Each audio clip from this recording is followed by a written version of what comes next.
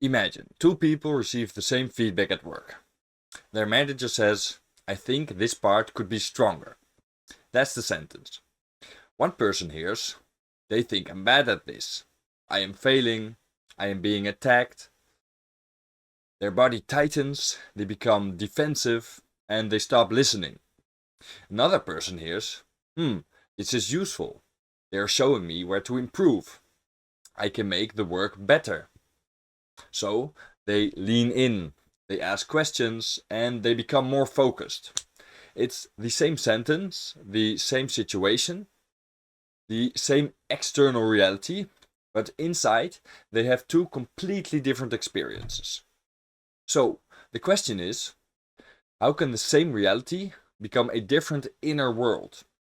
And that's what we will look at in this video. To understand this, we need the central idea of this series. You do not experience reality directly. You experience reality through a mental filter. And that filter shapes what you notice, how you interpret it, what you feel, and of course, what you do next. In the previous video we focused on attention. And this video is about perception. Perception is what meaning your brain gives to what happens. Because your brain does not receive the world like a camera. It constructs the meaning of the world you experience. That might sound abstract, but you experience it every day. For example, people looking at you feel like they are judging you. When someone doesn't respond instantly, it feels like they are rejecting you. Feedback feels like an attack. And one mistake feels like you're doing the whole thing wrong. Or the same event becomes something completely different. Someone looking at you means they are curious. No immediate response just means uncertainty. Feedback feels like guidance. And a mistake is information for improvement. The event is only the beginning. Your mind still has to decide what it means for you. A useful way to understand perception is that it's the brain's best guess about what's happening. It is built from two things: what information is coming in right now, and what your brain expects to come in. Current input is the sensory information coming in from the world. The words someone said, their facial expression, their tone, their timing, just the situation around you. Prior expectation is what your brain already expects based on your history. So what usually happens here? What does feedback usually mean? What does silence usually mean? What do people usually do when they are disappointed? What happens when I make a mistake? Your experience is created where those two streams meet. That is why perception feels immediate, but it's already partly shaped. Your brain is not waiting passively for reality to explain itself, but it is constantly predicting. It's filling in gaps and trying to make the world understandable enough to be able to act in it. This becomes especially important when a situation is unclear. When the information is obvious, the outside world has more weight. If someone clearly says, "I am angry with you because of this specific thing," there is less ambiguity, less uncertainty. But many situations are not that clear. Most of daily life is full of incomplete signals. A short reply, a delayed message, a neutral facial expression, a strange tone, a piece of feedback, a pause in a conversation, someone not inviting you, someone looking distracted. In those moments, your brain has to fill in missing information. And the more missing information there is, the more your filter starts to matter. If your filter expects rejection, uncertainty will often lean towards rejection. If your filter expects criticism, feedback will feel like an attack. If your filter expects danger, uncertainty can feel threatening. If your filter expects growth, feedback may feel useful. If you believe problems can be solved, conflict may feel more manageable. This is why two people can experience the same situation completely differently. They are not only reacting to what happened, but they are reacting to what their brain predicts it means. The psychological word for this meaning-making process is appraisal. Appraisal means your mind evaluates what a situation means for you. It asks questions like, does this matter to me? Is this good or bad for what I care about? Is this a threat? Is this a challenge? Is this an insult? Is this an opportunity? Is this failure? Can I handle this? And of course, what should I do next? And this appraisal often happens very fast. Before you fully thought it through, your body may have already been reacting. You feel tight, you feel defensive, you feel ashamed, you feel curious, you feel motivated, and you feel unsafe. Your brain has already assigned meaning to what is happening before you became consciously aware of it. The event is the trigger, the appraisal is the translation, and the emotion is the response. Let's go back to the feedback example we talked about earlier. The manager says, I think this part could be stronger. Now watch how the appraisal changes the experience. Person 1 appraises it as an attack. The meaning becomes, they are criticizing me. They think, I'm not good enough. So the emotion becomes defensiveness, shame, anxiety, or anger. The action that follows can be to explain yourself, to shut down, to argue, to avoid feedback next time. Person 2 appraises it as information. The meaning becomes, this helps me see what to improve. This is about the work and not about my worth. I can use this information. So the emotion becomes focus, curiosity, maybe some discomfort, but also motivation. And the following action becomes to ask questions, learn, improve, to stay engaged.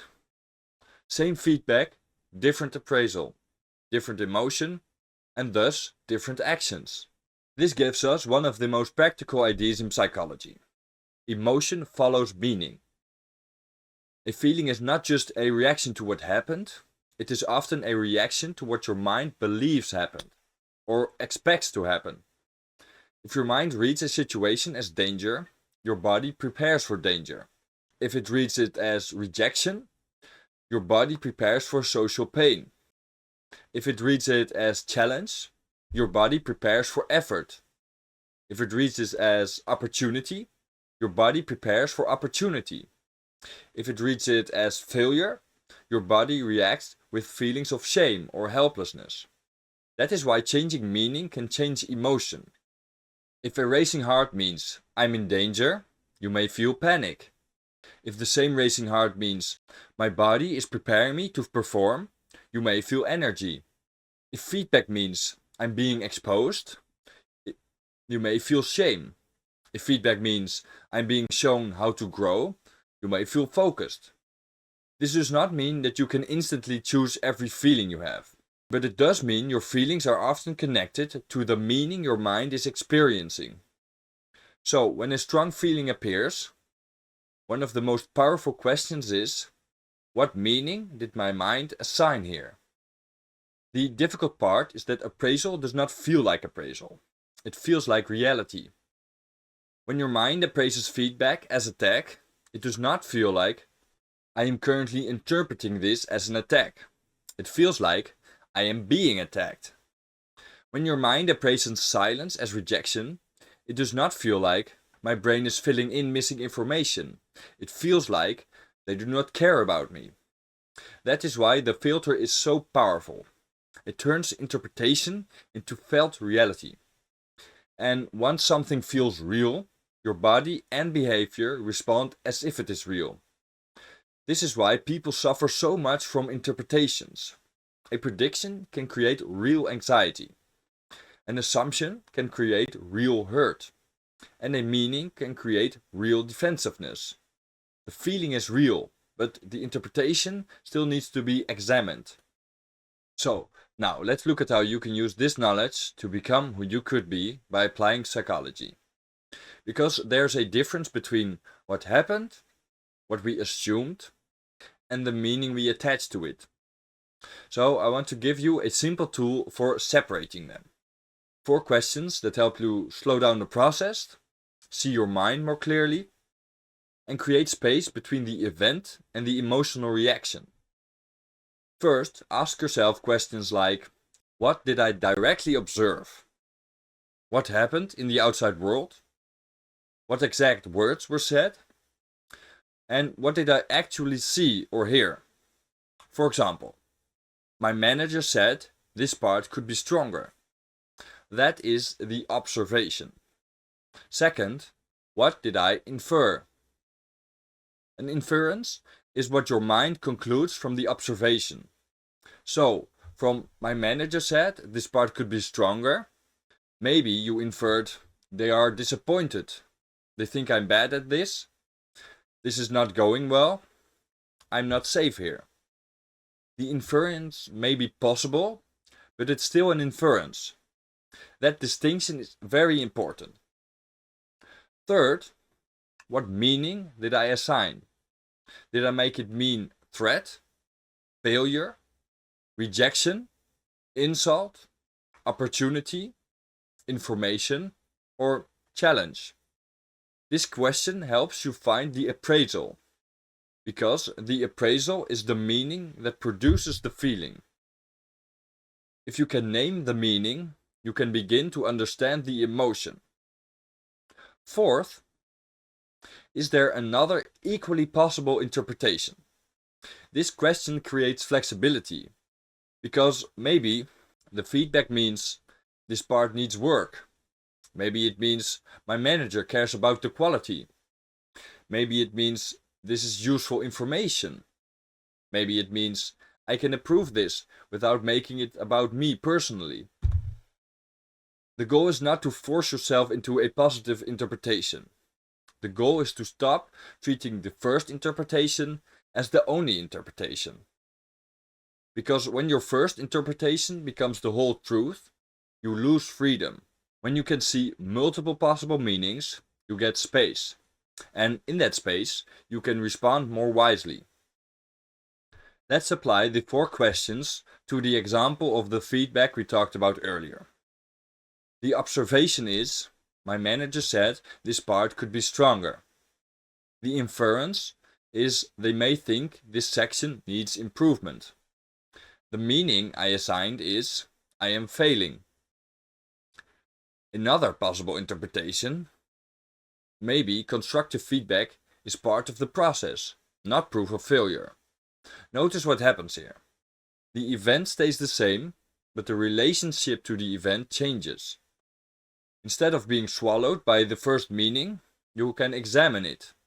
And once you examine it, you can choose a better response. Not because you denied your emotion, but because you understood what created it. This works in other everyday situations too. If someone does not reply, the observation is they may not have replied yet. The inference, they may be busy, distracted, unsure, or avoiding me. The meaning I assign is they do not care about me. Another possible interpretation is maybe a delayed reply does not mean rejection. Someone looks away in a conversation. Observation, they looked away. Inference, they may be distracted, tired, thinking, uncomfortable, or uninterested. Meaning I assigned, they are judging me. Another possible interpretation, maybe they are distracted or in their own head.